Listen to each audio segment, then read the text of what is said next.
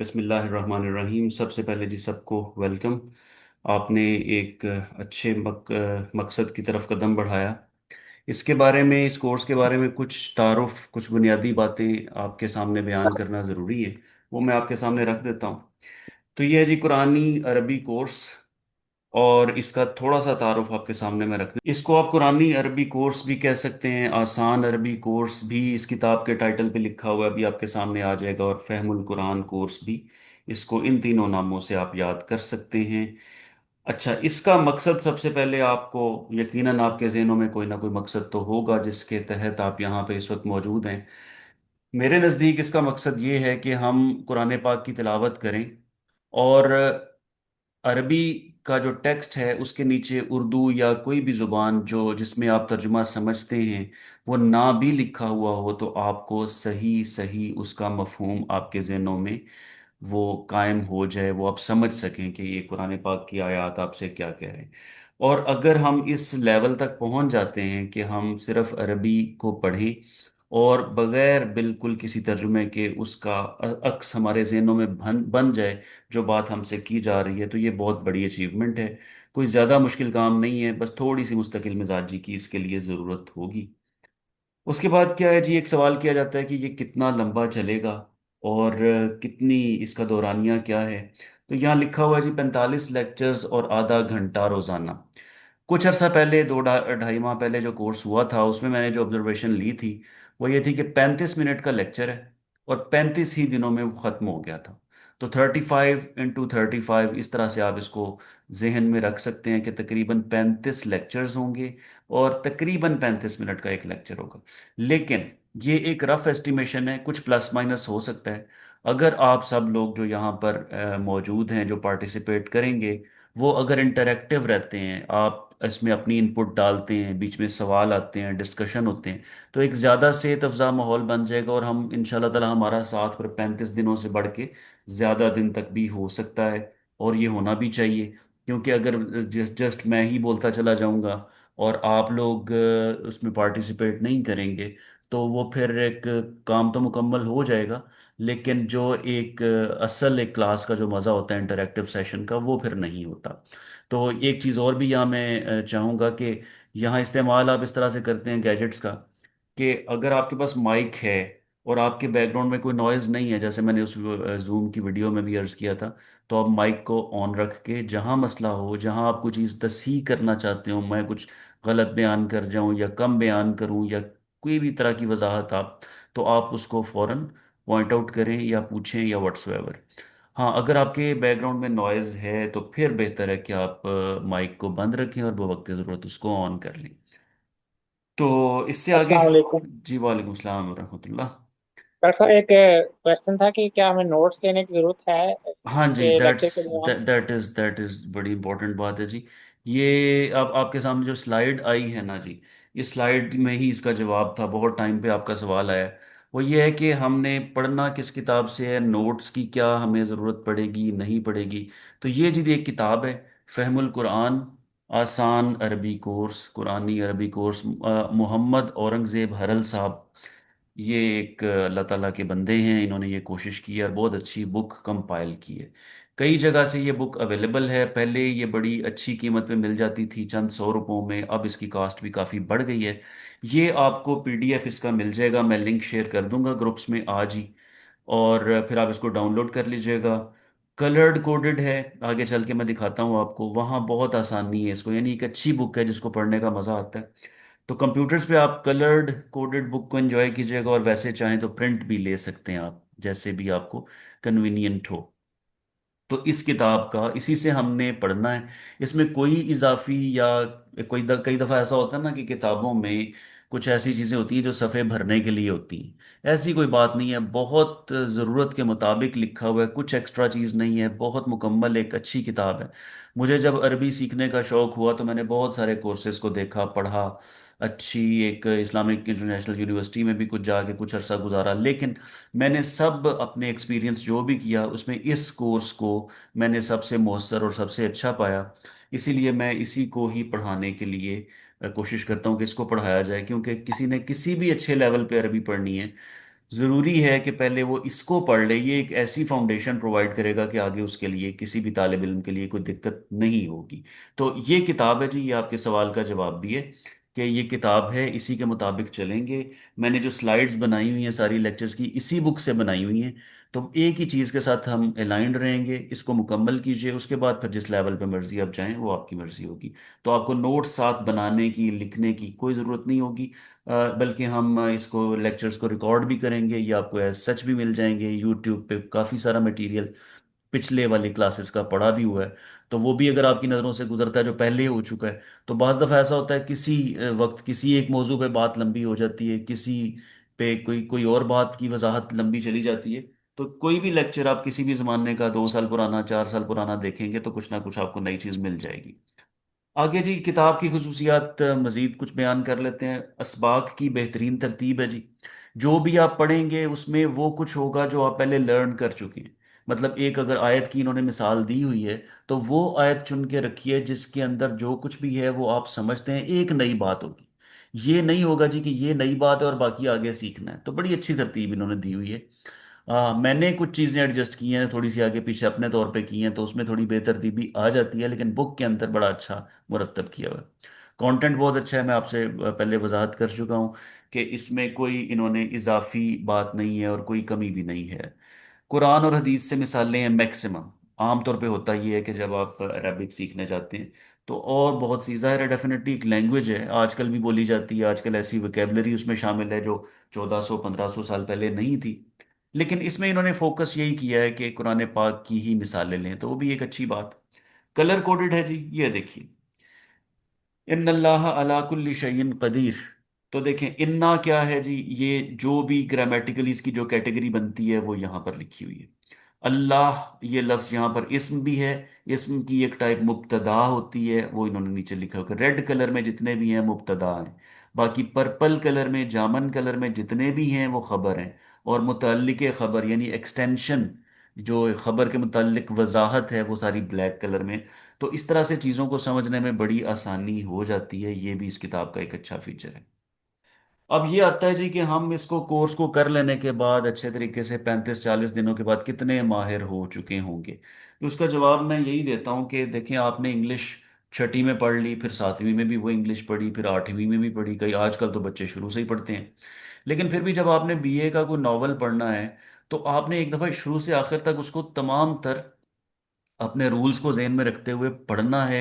नए अल्फाज को आपने वो अंडरलाइन करना है, और उसके बाद उस वोकेबलरी को अपने जहनों में ऐड करना है। तो यहाँ आपको तमाम बेसिक रूल्स मिल जाएंगे।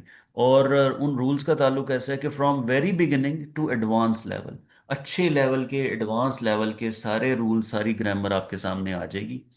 उसके बाद का लाहे अमल अगर आप बात करें तो ये होगा कि रोज़ाना का एक रुकू अगर आप पूरी तवज्जो से, बड़ी आसानी मतलब तसल्ली से, तेज़ी ना करें, तो आप पढ़ेंगे तो चंद माह के अंदर फिर आप इस काबिल हो जाएंगे कि आप कुरान पाक को पढ़ें और समझें directly without any facility of तर्जुमा। उसकी ज़रूरत आपको इंशाल्लाह नहीं होगी। जो मेरा अपना एक्सपीरियंस है वो आपके सामने रख रहा हूँ।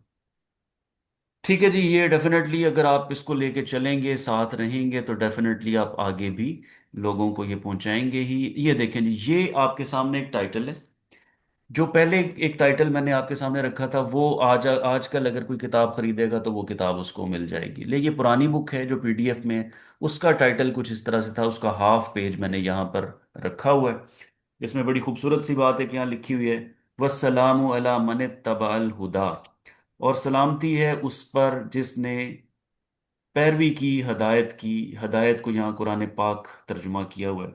तो इंशाल्लाह वो वक्त आएगा कि जब आप ये इसको डायरेक्टली समझेंगे। ये तो वैसे भी मशहूर आयत है, मकसद आप समझ ही गए होंगे तर्जुमे के बगैर भी। लेकिन नीचे जो लिखा है आपको उसकी ज़रूरत नहीं होगी। और इसको हम यूं भी देख सकते हैं कि देखें, अब हुदा का मतलब हदायत, इस तर्जुमा करने वाले ने उसको कुरान तर्जुमा किया। ये अपना अपना तर्जुमा करने वाले का जौक है कि उन्होंने कहा कि यहाँ जो मफहूम है वो वहाँ लिख दूँ। कोई कहेगा नहीं, जो एक्चुअल वर्ड है मैं उसके करीब करीब का ही नीचे, हुदा का मतलब हदायत है तो मैं हुदा ही लिखूँ, हदायत ही लिखूंगा।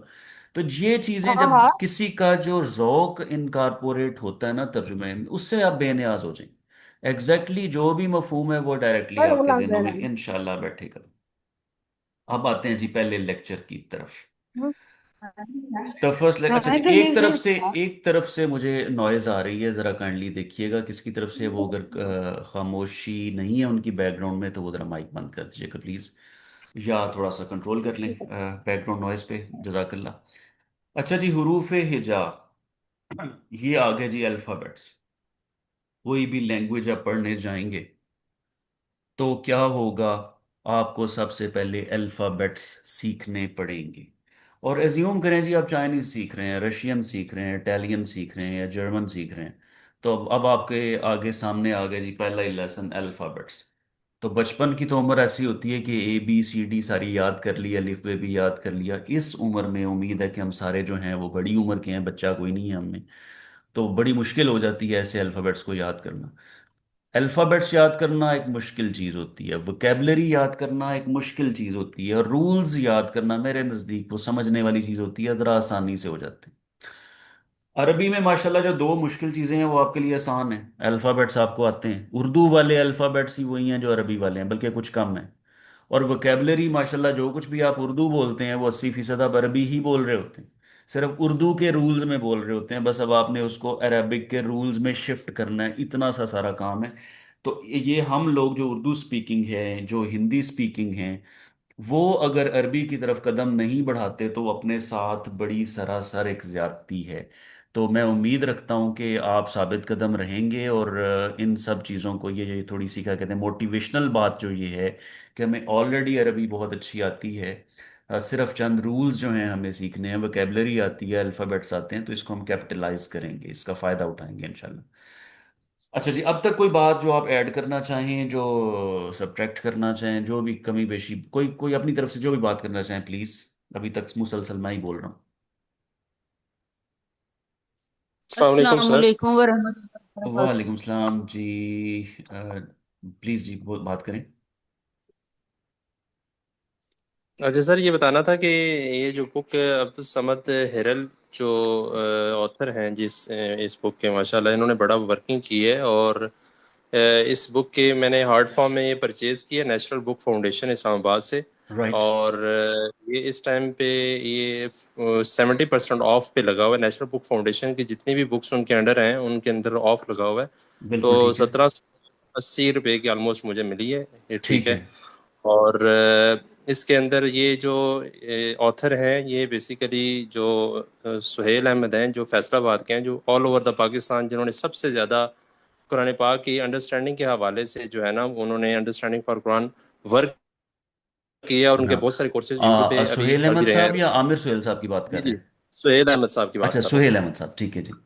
जी जी, आमिर सोहेल है, सॉरी, सोहेल है, आमिर मुझे सुहेल साहब, एग्जैक्ट ठीक वर्ड है। याद नहीं है। जी जी जी। जी, फैसलाबाद के हैं, उनके ये स्टूडेंट हैं, और इन्होंने बकायदा इन्होंने अपनी बुक पे भी जो उनके कोर्सेज चल रहे हैं, उन्होंने भी अपने शागिर्द का नाम अपने स्टार्ट में कोट किया है, जो 2025 का एडिशन है नया वाला। सही सही। और उसके बाद इन्होंने भी स्टार्ट ऑफ द बुक ये जो है वो अपने उस्ताद का जिक्र किया है कि मैं उनकी कोशिशों की वजह से ये बुक राइट जी कर रहा हूँ। माशाल्लाह। तो ये अच्छा, बहुत औरंगजेब साल। साहब के बारे में जो मेरी मालूमात है कि वो कोई बाकायदा कोई अरबी से या कोई मदारिस से ताल्लुक नहीं, वो एक ब्यूरोक्रेट हैं, लेकिन उन्होंने जो मेरी मालूमात है, और उन्होंने जी जितनी खूबसूरती से बुक कंपाइल की है, वो मैंने टिपिकल जो अरबी के असातिज़ा हैं उनकी बुक्स भी वैसी नहीं देखी, तो ये बड़ा अच्छा एक उनका इजाफा है जी इस अरबी के मैदान में। जी, और कुछ आप ऐड करना चाहेंगे? बस सर, थैंक यू। वरना मेरा सवाल ये है कि आपने NBF से कहाँ से, ये ज़रा बता दें रहनुमाई, किस शहर में और किस मकाम से नेशनल बुक फाउंडेशन से आपने ये लिए? नेशनल बुक फाउंडेशन की ऑल ओवर द पाकिस्तान मुख्तलिफ ब्रांचेज हैं। आप आउटलेट्स हैं अगर जी, गूगल ठीक है। करेंगे तो कराची में भी 2-3 सेंटर हैं, इस्लामाबाद में है, रावलपिंडी में भी है आई थिंक, ठीक है। बल्कि इस्लामाबाद में है, G9 सेक्टर में आई थिंक सो। राइट जी, ठीक है। जी ओके जी। इसके अच्छा, अलावा या डॉक्टर साहब, जी जी। Excuse me. जी श्योर। अच्छा डॉक्टर साहब, ये जो हमारे मॉडल टाउन में डबल रोड है ना, इस पर अमीन जी जी। सन्स वाले जो है, जी एग्जैक्टली। उसकी बेसमेंट में इनका है, नेशनल फाउंडेशन चलें का उधर बना से भी हुआ है पता किया जा ऑब्जेक्ट। सकता है। इसके अलावा जो इस बुक को अगर आप ओपन करेंगे ना, पीडीएफ को या बुक को, तो वहां पर भी कुछ हर तकरीबन हर बड़े शहर के कुछ आउटलेट्स दी हुई हैं जो नेशनल बुक फाउंडेशन के अलावा हैं। और इसकी प्राइस काफ़ी ऊपर चली गई थी। अगर 1700 कुछ में अवेलेबल है तो मेरा ख्याल है कि वो बहुत ज़्यादा। वैसे जब मैंने शुरू किया था इसको, पहली दफ़ा खरीदी थी तो 300 या 280 रुपीज़ की थी, लेकिन बहरहाल वो 10-12 साल पहले की बात है। एनी हाउ जी, अल्फ़ाबेट्स की तरफ आते हैं। और अल्फ़ाबेट्स का मामला ये है कि उर्दू वाले अल्फ़ाबेट्स हैं 37। उनमें से 8 ऐसे हैं जो कि इजाफी हैं अरबी के लिहाज से। 7 को मजीद माइनस कर लें तो आपको, 8 को माइनस कर लें तो ये 37 बचते हैं। तो आप देख रहे हैं पे नहीं है, टे नहीं है, चे नहीं है, और भी बहुत सारे नहीं है। लेकिन सबसे इंपॉर्टेंट बात जिससे असर पड़ता है ना बाकी तमाम पे, वो है बड़ी ये। बड़ी ये ना होने की वजह से अल्फाज की हरूफ कहना चाहिए, ये अल्फ़ाबेट्स की अदायगी पे फ़र्क आ जाता है। जैसे अगर आपने बताना हो कि बे कैसे लिखते हैं तो आप कहेंगे बे बड़ी ये बे। लेकिन जब बड़ी ये ही नहीं है तो फिर कैसे अदायगी इसकी वाज़ेह होगी।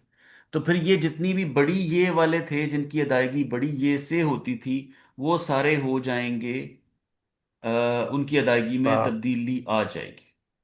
एक मिनट जी, मैं कोशिश दोबारा कर लूँ इस पॉइंटर की। राइट। तो अब क्या होगा कि ये बे जो होगा वो बा होगा, ते जो होगा वो ता होगा, एंड सो ऑन, इस तरह से चलते चले जाएंगे। तो ये चीज़ आपने ज़रा रखनी है जहन में कि बे नहीं है, बा है, ते नहीं है, ता है, एंड सो ऑन। तो ये था जी अल्फ़ाबेट से मुतल्लिक। तो इतनी सी 10-15 मिनट भी ज़्यादा हमने बात नहीं की अल्फ़ाबेट्स की, और हमने अल्फ़ाबेट्स वाला पोर्शन कवर कर लिया। मेरे नज़दीक मज़ीद इस पर कोई बात करने की ज़रूरत नहीं है। This is all about alphabets. अब मसला है कि चंद एक और बातें। हम आमतौर पर ये सुनते हैं जी कि जेर ज़बर पेश जो है ना, ये एराब हैं, एराब लगे हुए हैं। बात यह है कि ये एराब नहीं है, ये हरकात हैं। एराब एक अच्छा खासा बड़ा कंप्रीहेंसिव और बड़ा ही ज़रूरी टॉपिक है अरबिक लैंग्वेज में, एराब। असल चीज़ जो है यहाँ पर हरकात पढ़ रहे हैं हम आप, असल चीज़ वो भी असल चीज़ ही है, ये भी असल चीज़ ही है। मतलब यहाँ पर जेर ज़बर पेश यानी फतहा, कसरा और जम्मा। ज़बर को फतहा कहा जाता है, और ज़ेर को कसरा कहा जाता है, और पेश को ज़म्मा कहा जाता है। बहरहाल हम अपनी इस सारी कन्वर्सेशन में ज़ेर ज़बर पेश ही इस्तेमाल करेंगे, लेकिन अरबी में ये कहा जाता है इनको। बाकी आप उनको औज़ान को जानते हैं कि ज़बर को अगर थोड़ा लंबा करना हो तो साथ अलिफ लगा लिया जाता है। जैसे काला का जो होता है ना, काला रसूलुल्लाह सल्लल्लाहु अलैहि वसल्लम, तो काफ के ऊपर ज़बर तो है ही, आगे आगे अलिफ भी है, तो काला नहीं बल्कि काला हो जाता है। जबर को जरा लंबा करना है तो अलिफ लगा दिया जाता है, जेर को जरा लंबा किया जाए तो ये लगा दी जाती है, छोटी ये। या कहना चाहिए, ये तो कहना ही नहीं चाहिए। और वाओ जो है ये उससे मुतल्लिक है पेश से।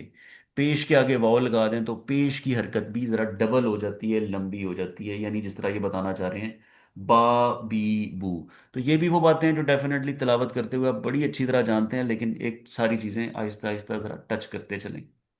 जज्म या सुकून भी नजर आता है जी आपको, एक हरकत जो नजर आती है, हरकत तो नहीं है, एक कह लें एंटी हरकत है, सुकून है, जज्म है। जब किसी के ऊपर जेर जबर पेश नहीं होती तो उसके ऊपर जज्म या सुकून होती है। तो वो ऐसी इन तीनों औजान से हमें नहीं गुजरना होता, वहाँ एक सुकून का एक पहलू पैदा होता है। इसके अलावा जी एक चीज और बड़ी इंपॉर्टेंट है, अलिफ।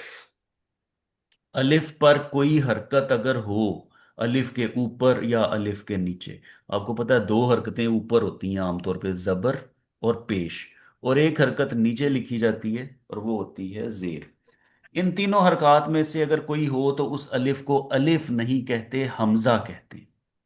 और अगर कोई हरकत ना हो, इवन जज्म भी ना हो, बिल्कुल अनकवर्ड अलिफ हो, तो उसको फिर अलिफ कहा जाता है।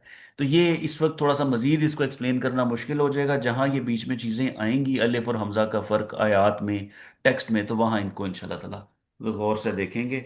अब अगर हम अलिफ और हमजा को एक ही गिने, एक ही काउंट करें अलिफ और हमजा को, तो फिर 28 हैं अल्फ़ाबेट्स।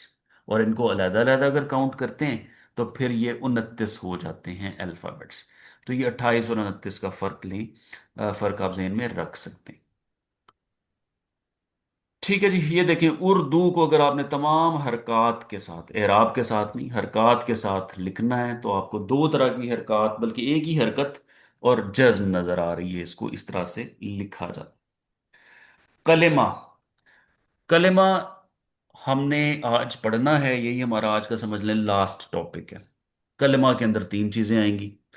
किसी भी बामानी लफ्ज, यानी ऐसा कोई भी सिलसिला कलाम, ऐसी बात मुंह से निकली हुई ऐसी बात जो डिक्शनरी में मौजूद है, जिसका कोई मतलब है, जिसको आपके सामने बयान किया जाए तो आपको कुछ समझ आ जाए, उसे कलेमा कहा जाता है। और ऐसे ही अगर आप हरूफ को बेतरतीब तरीके से बस जोड़ जाड़ के कुछ सामने रख दें कि ये कुछ बन गया है, तो वो कलेमा नहीं होगा। कलेमा वो है जो कि जिसका कोई ना कोई मफहूम या मतलब मुतय्यन है। कलिमा की तीन इकसाम होती हैं जी। एक तो इस्म है, एक फेल है, और एक हर्फ है, जिसे आप पार्ट्स ऑफ स्पीच के नाम से इंग्लिश में पढ़ चुके हैं। वो छः होते हैं, सात होते हैं, कुछ लोग कहते हैं पांच होते हैं। इंग्लिश में भी थोड़ी सी डिबेट है कि फलां फलां से अलग है, फलां में है। अरबी में जरा काम उन्होंने सिंप्लीफाई किया हुआ है, बहुत सारे पार्ट्स ऑफ स्पीच को इस्म के अंदर ही ले आए हैं। और एक इस्म को याद रखेंगे आप, एक फेल को याद रखेंगे, और जो दोनों नहीं होंगे, ना इस्म होगा ना फेल होगा, वो हर्फ होगा। तो ये तीन पार्ट्स ऑफ स्पीच अरबी में हैं। ये किसी ने कोई मैसेज किया जी, let me check it. I think पुराना चेक कर लीजिएगा। सर ये क्वेश्चन है हाँ जी जी कि जी। कलिमा, इसम, फेल, हरफ, ये अरबिक की टर्म्स हैं या उर्दू की हैं? ये जी अरबिक की ही है। इस्म अरबिक में है, फेल जो है ये भी अरबी है, और हर्फ जो है अरबी में किनारे को कहा जाता है। ठीक है जी। अब सवाल ये पैदा होता है कि ये हर्फ किनारा है, तो फिर ये हरूफ में किनारा कहाँ से आ गया? तो कहा जाता है, समझाने वाले असातिज़ा समझाते हैं कि एक टेबल पे इसम रखे गए, उसी टेबल पे फेल भी रख दिए गए, और जो ना फेल थे ना इसम थे उनको कहा गया ज़रा ये किनारे पे कर दो, तो वो हर्फ हो गए। तो ये तीनों जो है ना, इसम अरबी का लफ्ज़ है, फेल भी अरबी का लफ्ज़ है, बल्कि फेल तो बहुत ऐसा अब गर्दानों में ऐसा इस्तेमाल होगा कि माशाल्लाह आपको यकीन हो जाएगा कि अरबी का ही है। ठीक है जी, चले आगे।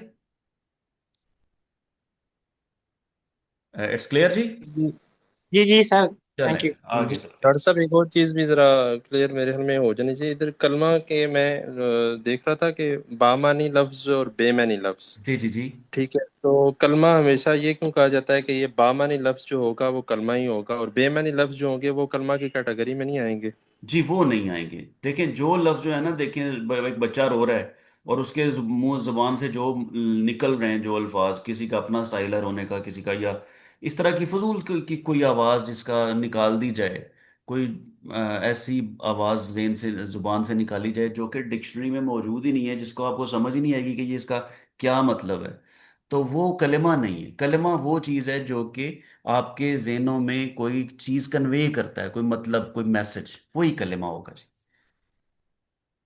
ठीक है जी। लेकिन सर ये हर्फ की जो डेफिनेशन है इसमें तो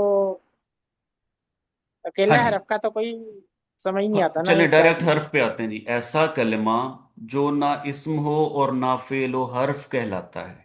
इसका मानी उस वक्त वाजे होता है जब वो इस्म या फेल के साथ इस्तेमाल में हो। में, अकेला में अगर मैं बोलूं तो उसका कोई समझ नहीं आएगी, उसको कुछ ना कुछ चाहिए। देखें फेल में फिर आपको कुछ ना कुछ पता चल जाएगा। अगर मैं कहता हूं जी कि पढ़ा, तो कुछ पता चलेगा कि पढ़ा है, लिखा नहीं है। अब मे में भी आप थोड़ी सी डिबेट कर सकते हैं कि मे का भी मतलब ये है कि मे और पर में को फर्क तो वाजे हो ही जाएगा।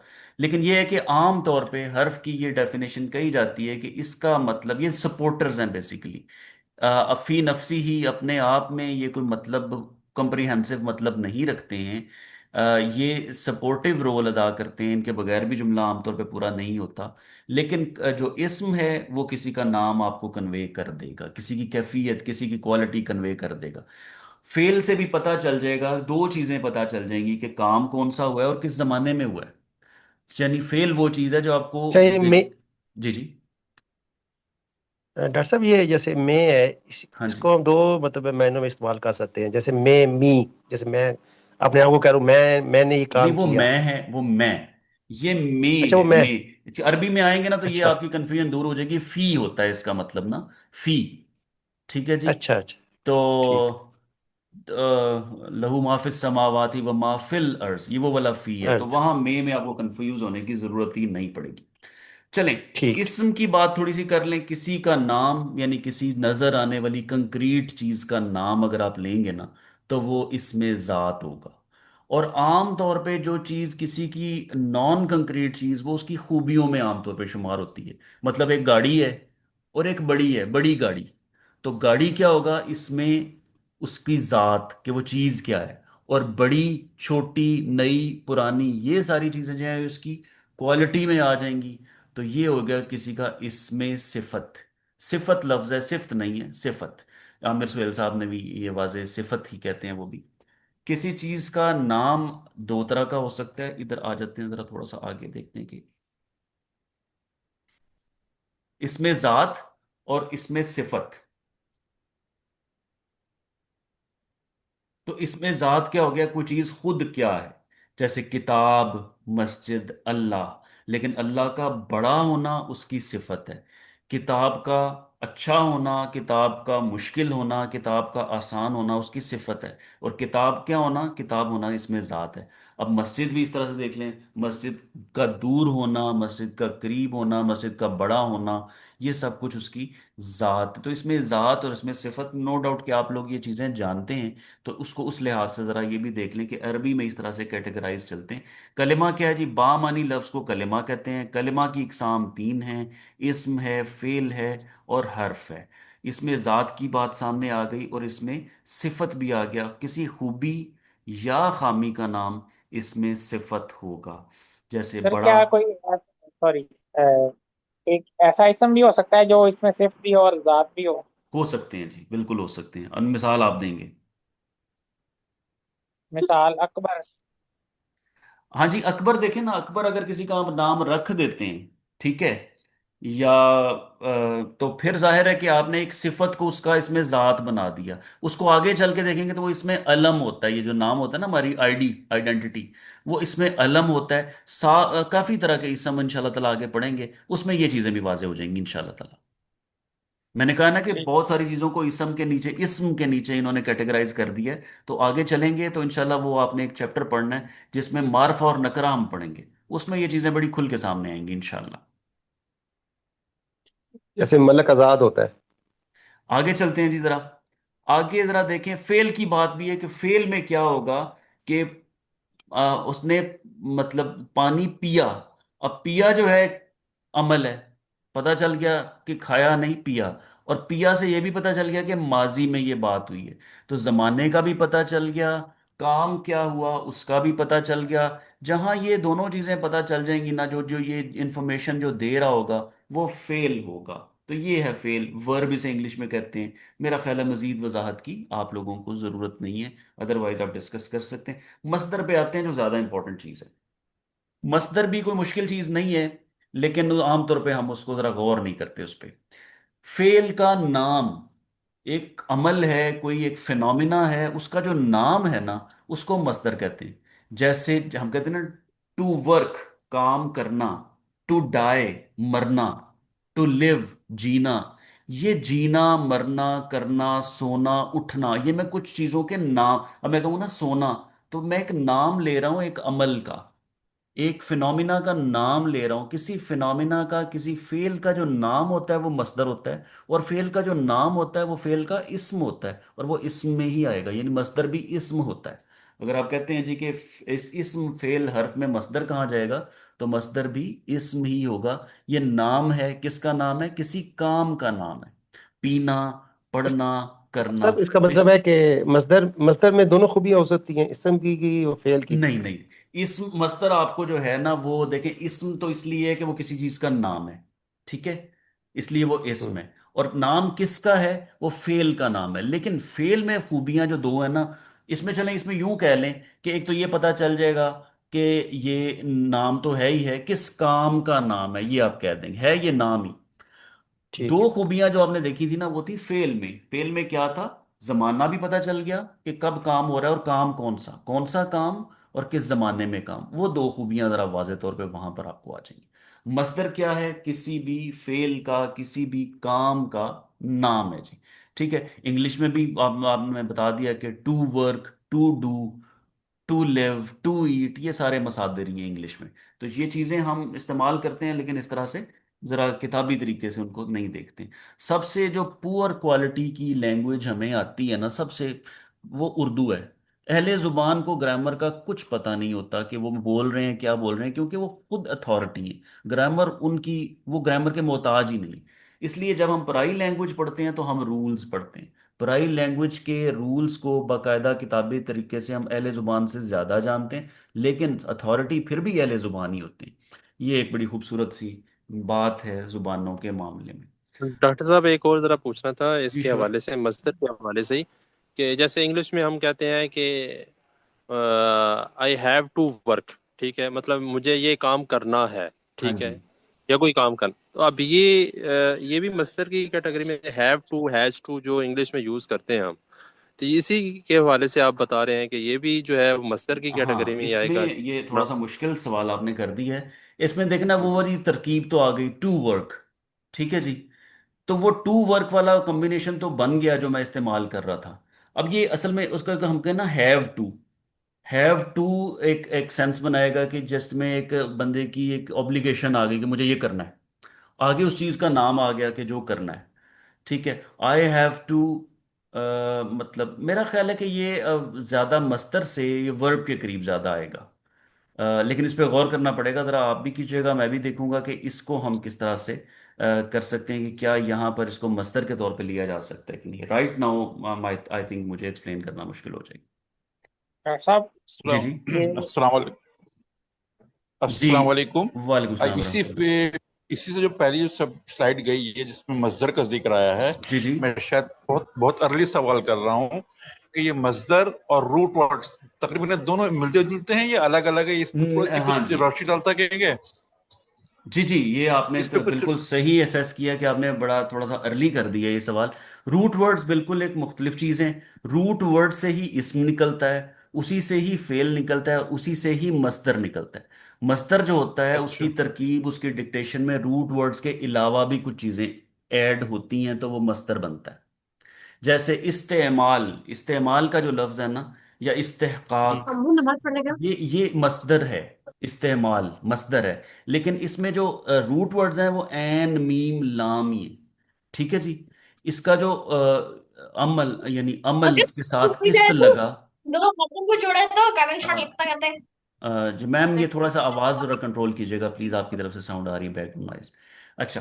तो मैं ये अर्ज कर रहा था कि मस्दर जो होता है ये सिर्फ रूट वर्ड्स पे मुबनी नहीं होता, ये भी रूट वर्ड्स का थोड़ा सा उस पर डिपेंड कर रहा होता है। ठीक है जी। कुछ यानी कि कुछ लिंक है उसके साथ, कुछ लिंक है यानी कि लिंक, जी मस्दर का। लिंक तो बिल्कुल है, लिंक होगा। जैसे मैं आपके सामने एक लफ्ज बोलता हूँ। इसका जो अगर मैं जो इस्तेमाल मैंने बोला है ना, इसका अगर मैं हम्म। माजी बोलूँ तो होगा इस्तामला। मजारे बोलूँ यस्तामिलू, इस्तेमाल। ऐन मीम और लाम आपको हर जगह नजर आएगा। तो हाँ, एक वो three root root word word. होते हैं। हाँ जी। तो वो थ्री या मैक्सिमम फोर, आमतौर पे रुबाई मुजर्रद, सलासी मुजर्रद, ये सब कुछ कंटेंट में शामिल है इंशाल्लाह ताला। तो इस तरह से ये चलता है आगे। तो इस पे ज़रा थोड़ी सी तफसील से बात ज़रूर हो जाएगी। मैं 2 मिनट बाकी रह गए इंशाल्लाह। हैं आज के लेक्चर में, मैं एक दो चीज़ें आपको इंपॉर्टेंट और बता के क्लोज करूंगा, फिर इंशाल्लाह कल इसको जरूर, सिलसिला कलाम शुक्रिया को आगे शुक्रिया। चलाएंगे। ये बात होगी जी हर्फ की सारी, ये एक इंपॉर्टेंट बात है। इसम जो है ना, पहचानने के ज्यादातर दो तरीके हैं। कोई भी चीज जिसके आखिर में, कोई भी डिक्टेशन में लिखी हुई चीज जिसके आखिर में तनवीन हो, जैसे दो जबर, दो पेश, दो जेर, ये उन, अन और इन की आवाज पैदा करते हैं। नून पे खत्म होती है, नून पे खत्म होने की वजह से इसको तनवीन कहते हैं। कोई भी लफ्ज जो इसके आखिर में दो जबर, दो पेश या दो जेर होगी, तनवीन होगी, उसे आप इस्म कह सकते हैं। मोस्ट प्रॉबली वो इस्म है। और या फिर दूसरी निशानी ये है कि जिसके शुक्र शुरू में अल होगा वो भी इस्म होगा। इस्म की ये दो निशानियां आपके सामने पड़ी। और अगर किसी चीज के शुरू में अल लग जाएगा तो बाद में तनवीन नहीं होगी। किताबुन, लेकिन अल लग जाएगा तो अल किताबु, अल किताबुन नहीं होता। राइट हो गया सर। तो ये चीज, इसी को मैं कल दोबारा रिपीट करूंगा, इसकी थोड़ी सी वजाहत और मिसालों के साथ ही हम आगे चलेंगे। आखिरी मिनट जो है, चूंकि ये जो है हमारे पास प्रोग्राम है, ये चूंकि लिमिटेड है, 35 to 40 मिनट्स का होता है। तो अब इसको कोई भी बात छोटी सी 15-20 सेकंड की आप कोई करना चाहें तो कीजिए, और वरना फिर हम इंशाल्लाह ताला कल आगे चलेंगे। और सर ये इसमें एक क्वेश्चन था कि ये जो इसम की जो सॉरी ये कलमा की जो ये है क्लासिफिकेशन है आगे इसकी जी मैं ट्री की फॉर्म में कोई। एक मिनट काइंडली, मैं करूँगी ये अगर वक्त खत्म हो जाता है तो जिनके सवालों भी जिनके जहनों में भी सवाल है जरूर कीजिएगा, व्हाट्सएप पे कर लीजिएगा, मैं जवाब दूंगा इंशाल्लाह। जी प्लीज कंटिन्यू। वैसा मैं कह बताएं। रहा था कि इनके जो क्लासिफिकेशन है किसी ट्री की फॉर्म में हो सकती है तो ज्यादा अंडरस्टैंडिंग जी बेहतर होने मैं के लिए। चार्ट वो मिल जाएगा इंशाल्लाह ताला जी, इंशाल्लाह। ठीक है जज़ाक ओके जी, कल तक के लिए फिर इंशाल्लाह इजाजत। कल इंशाल्लाह 8:15 बजे। अस्सलाम वालेकुम वरहमतुल्लाह।